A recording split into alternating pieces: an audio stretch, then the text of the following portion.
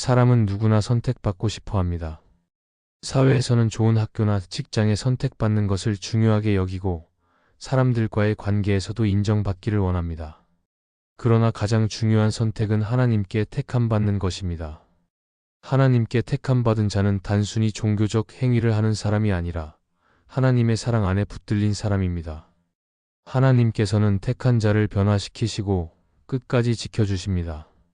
그렇기에 우리가 정말 하나님께 택함받은 사람인지 분별하는 것은 매우 중요한 일입니다.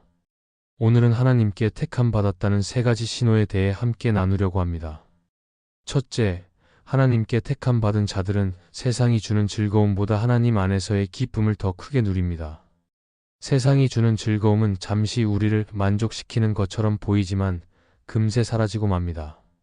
사람들은 돈이나 성공, 명예와 같은 것에서 기쁨을 찾으려 하지만 그것은 오래 가지 못하고 오히려 더 큰 허물을 남깁니다. 그러나 하나님께 택함받은 사람은 세상의 즐거움보다 하나님 안에서 오는 기쁨을 더 깊이 경험합니다.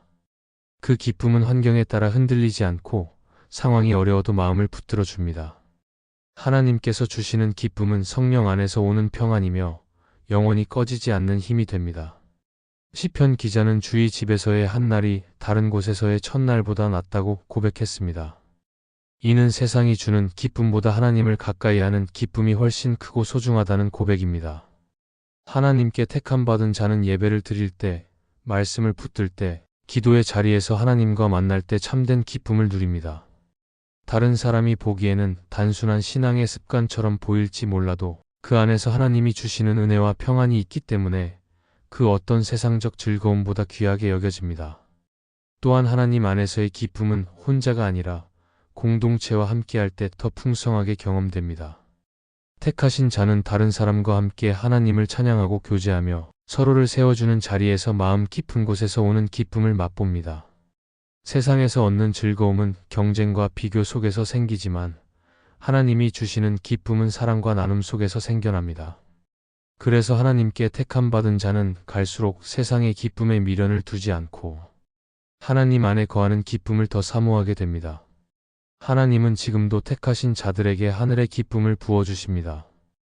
이 기쁨은 상황이 변해도 흔들리지 않고 죽음조차도 빼앗을 수 없는 기쁨입니다.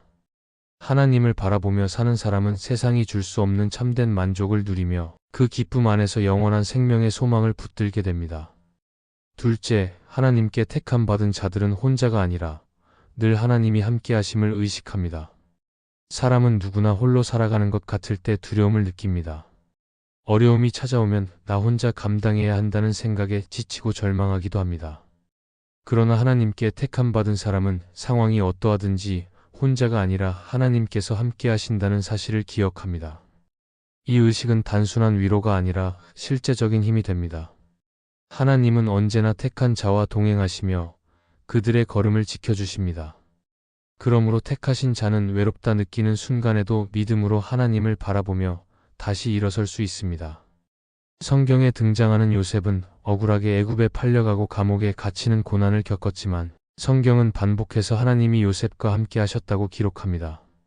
그의 상황은 결코 좋지 않았지만 하나님이 함께 하심을 의식했기에 요셉은 흔들리지 않았습니다. 오히려 그 자리에서 하나님의 은혜를 경험하며 결국 애굽의 총리라는 자리에까지 이르게 되었습니다. 이처럼 하나님께 택함받은 자는 눈에 보이는 환경보다 하나님의 임재를 더 크게 의식합니다. 우리도 마찬가지입니다. 모든 사람이 떠난 것처럼 느껴지는 순간에도 하나님은 함께 하십니다.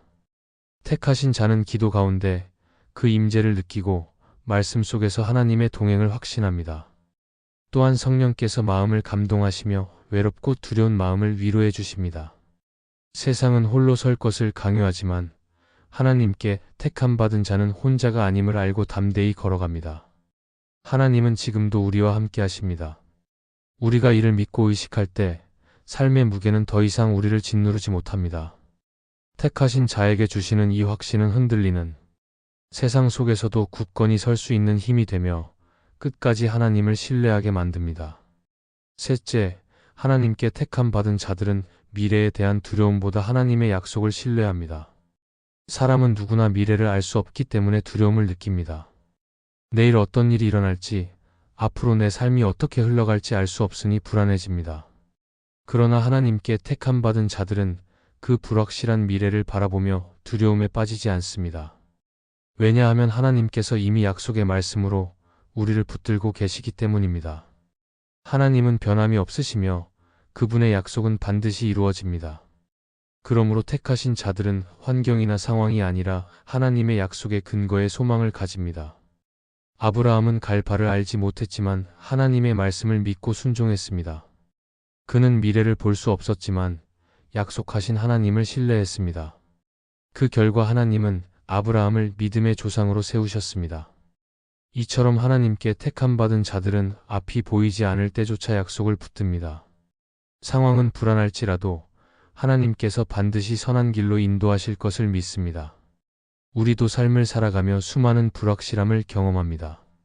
그러나 하나님은 택하신 자들을 혼자 내버려 두지 않으시고 약속하신 대로 인도하십니다. 지금은 답답해 보이지만 결국 모든 것이 합력해 선을 이루게 하십니다.